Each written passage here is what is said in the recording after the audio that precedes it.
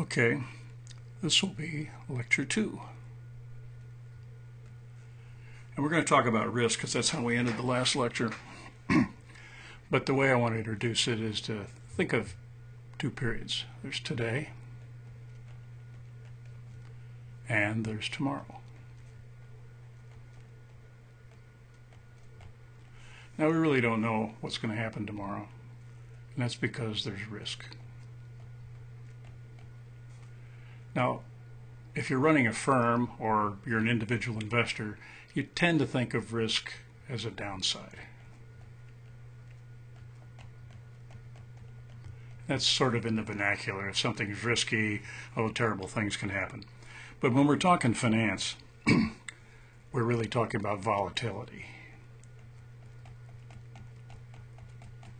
So you can have some upsides and you can have some downsides. Now, the way human beings are wired, we're much more concerned about the downside.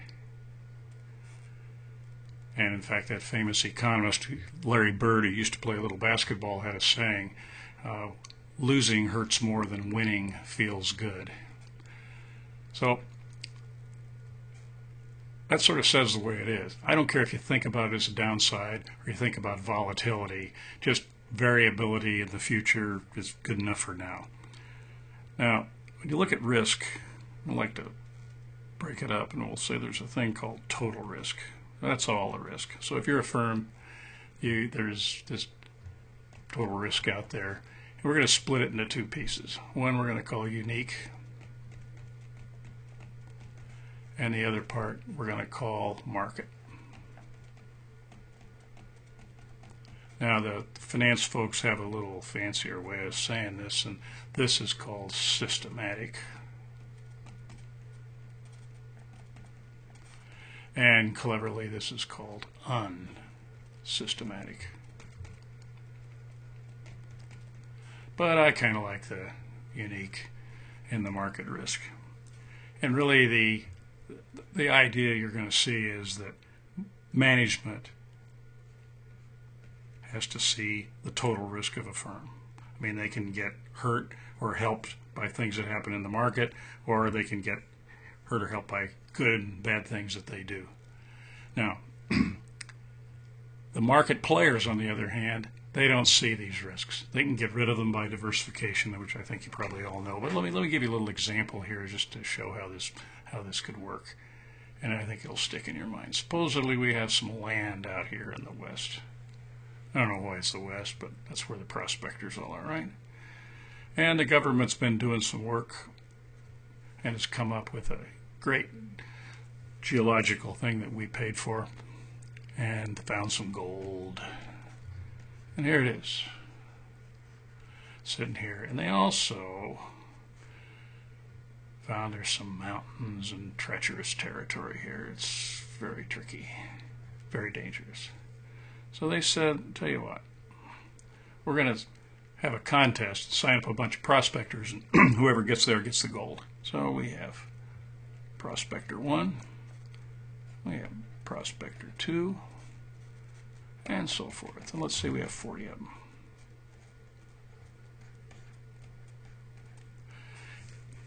So the game is, we'll start tomorrow at 8 o'clock, somebody fires off a gun, and they all run, and the first person to get to the gold gets it all. Now they have to dig it up and all that kind of stuff, but it's just evidently going to be really super duper, so you've got these folks here ready to go.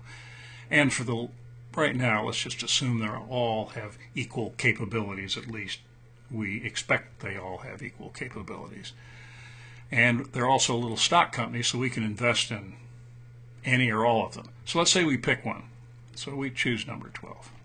We like the cut of his jib, as they say. So what are the odds? Well, right out, the odds are no better than 1 in 40. And so we'll call that option A. Now, of course, you could take the amount of money you have and spread it through here. And then what are your odds? Well, it's 1 or 100%. And we'll call that option B. All right, now, what do you like? Do you like A? or do you like B? The assumption will be that market players choose B.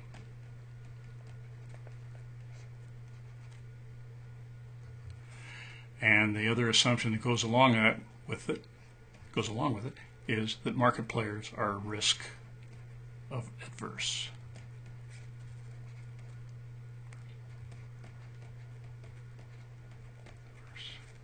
Maybe that's not right. Anyway, that means they will not take a fair gamble.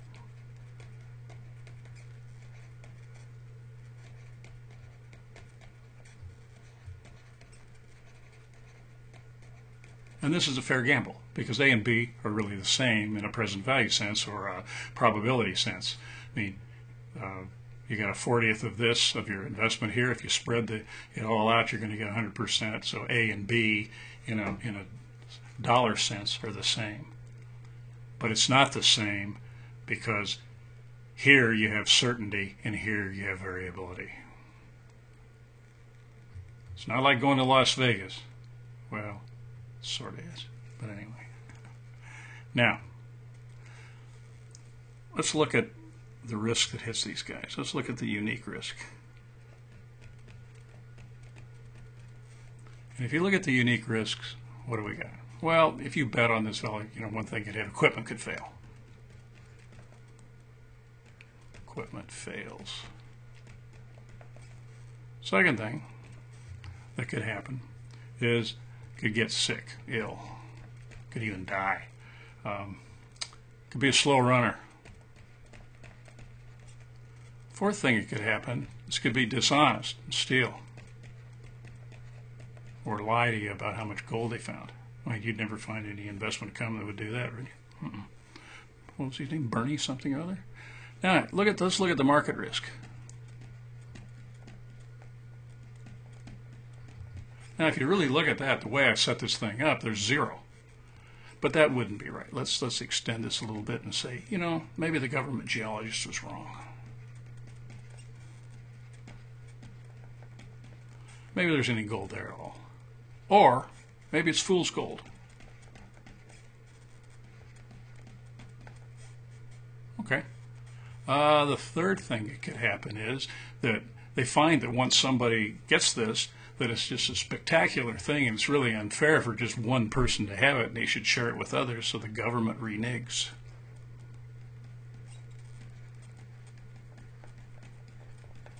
They wouldn't do that, would they? So the point I want you to think about, though, is to get in your mind very solidly what the difference between market risk and unique risk is. Okay. So let me just move this up a little bit. And now I want to talk about what happens with management that's playing with the assets of a firm in the marketplace. Market players. And I think to a very large extent, these people only see an efficient market.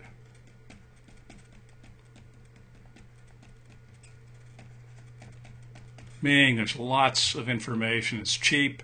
In fact, you can buy the proof of that really is you can buy a single share of stock or a few shares about the same price that the Merrill Lynch guys can buy it. On the other hand, with management, they see the total risk.